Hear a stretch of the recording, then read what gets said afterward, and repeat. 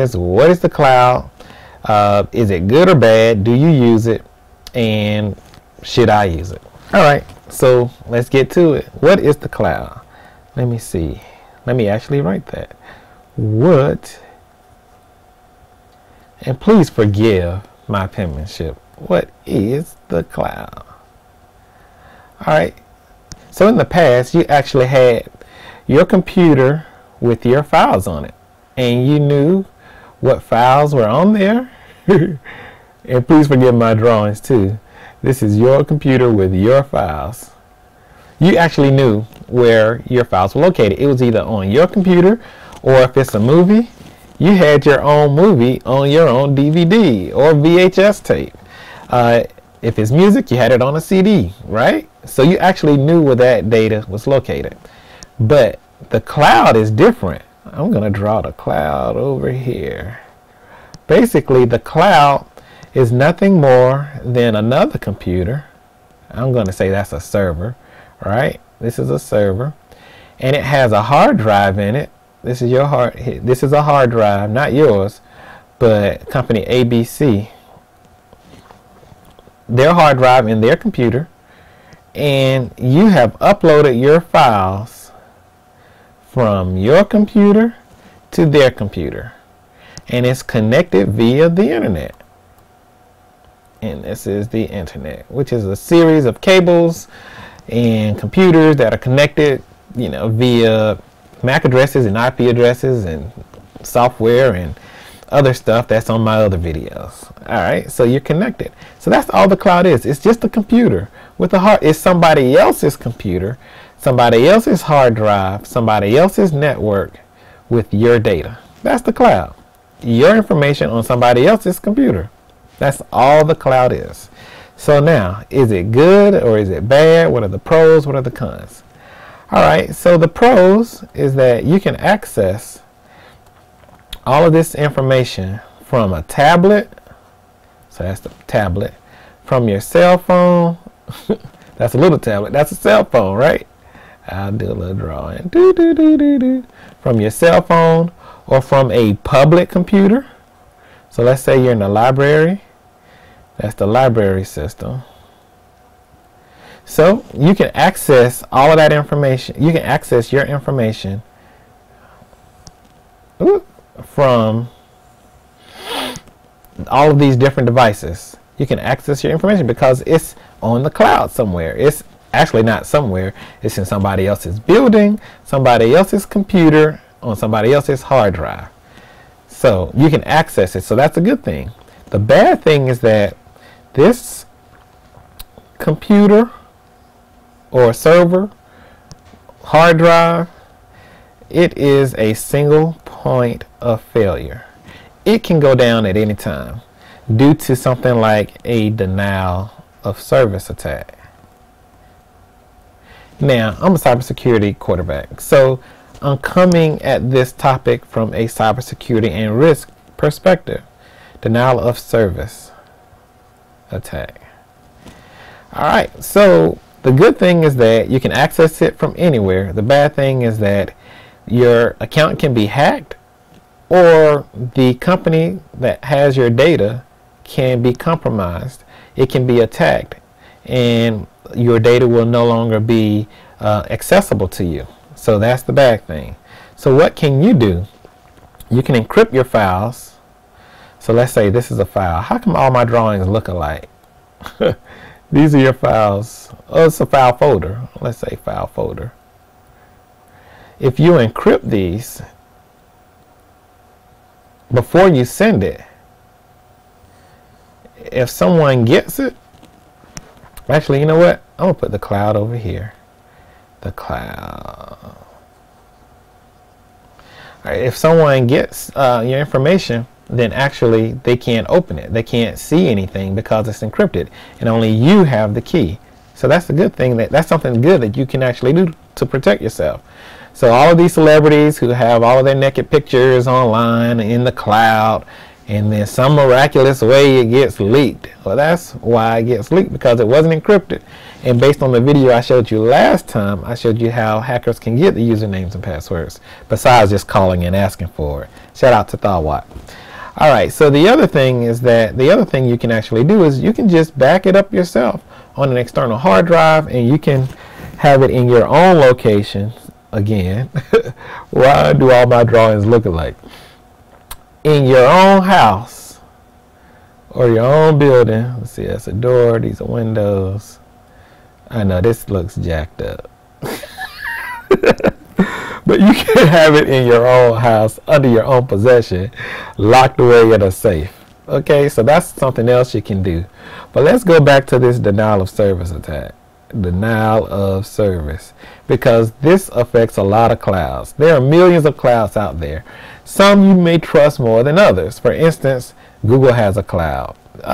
It's pretty good cloud because they have something called Shield Protect Shield, and basically what they do is that they house information and they guard against denial of service attacks. So they use their resources to protect your information, and not just your information, but let's say your website.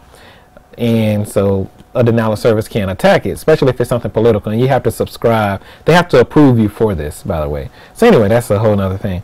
But I do want to talk about these denial of service attacks. All right, so if you're fine with what I said about the cloud, you can stop the video and go on about your business. But if you really want to know more about denial of service attacks and how it affects cloud companies, then keep listening. Alright, so let's go to a new page. Alright, so what is a denial of service?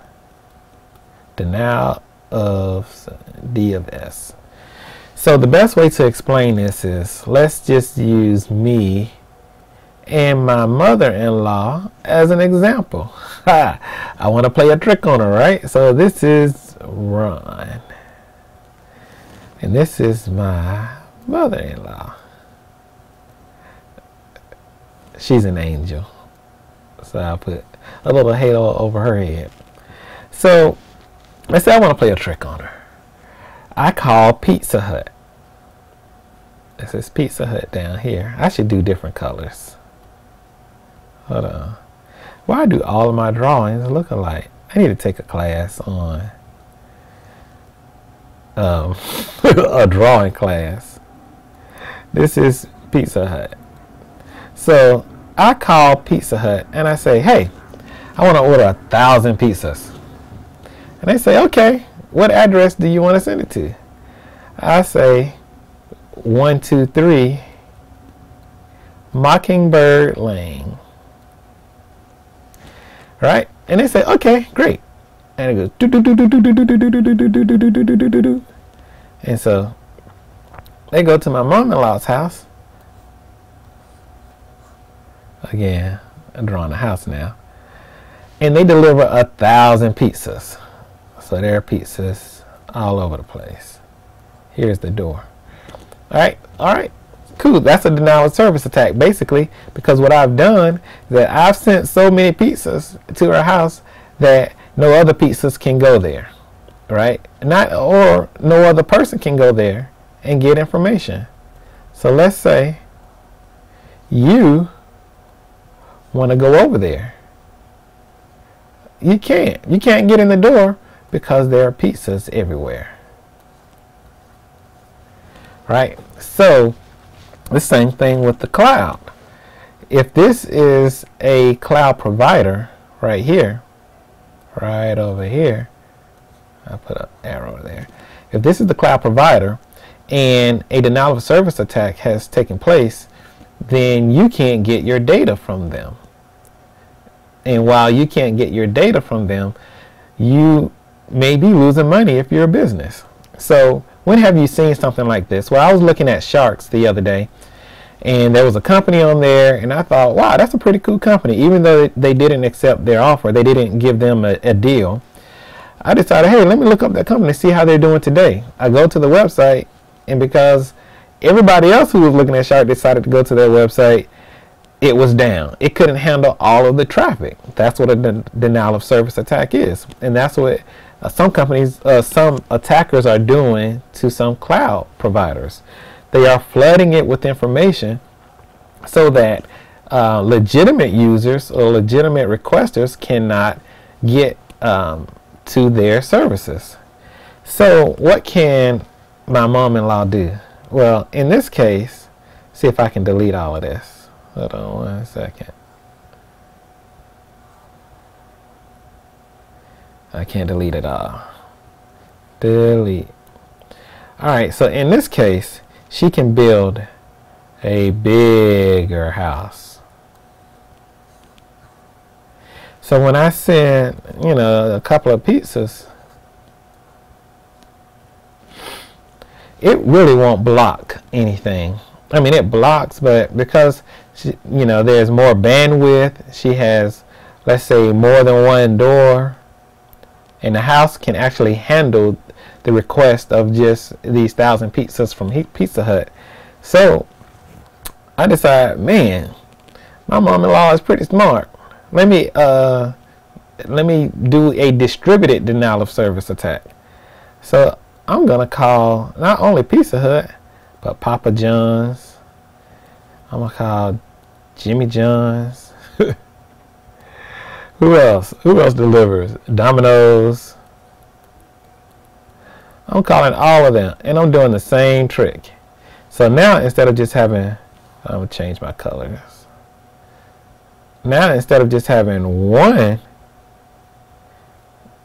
company, I'm gonna have 2, 3, 4, and they're gonna put pizzas everywhere. And again, I have blocked any legitimate data from getting to the cloud service provider, from getting to the house, because there's so many pizzas. Alright, so I'm pretty sure you understand that logic. I made it plain and simple for you. I hope you got something from it. What? Oh, you want me to actually tell you how this works in the real world? Like, really? Like, using a computer? What's the science behind it all? The real science? Okay. Let's see if I can do that for you. Let's go to a new page. Ooh. Okay. How do I do this? Okay, so let's see. All of my pictures look alike. This is the network. This is a router. And it can hold 10 gigabits. Oh, it can send 10 gigabits of information. This is the cloud. This is the internet. And this is ABC company, cloud provider. And so information comes here to the router, which does some filtering, but not a lot. And this is your company. Well, actually, I can actually get all of these little computers. Remember all those Pizza Huts and Papa John's? Well, in the penetration testing world, these are called bots. Like robots, bots. And guess what? Bad guys can hire bots. You can buy bots. You can rent bots. And the bad guy will actually, hold on, let me use a different color. Actually, I'm using green. I should have used red for this, for the bots. The bad guy will use these bots to send data to this cloud provider, shutting them down. That's pretty much how it works. Or you can send it, actually I sent it here, but it actually can go this way. Now this can be very expensive. The prices are actually coming down. I don't even want to get into the black market on how cheap this can actually be if it's a small company. Well, actually, I'll tell you, you can do it for $150. You can shut down a small company with bots for $150. That's crazy. That's why you don't want to necessarily put all your faith in some of these cloud companies. That's my time.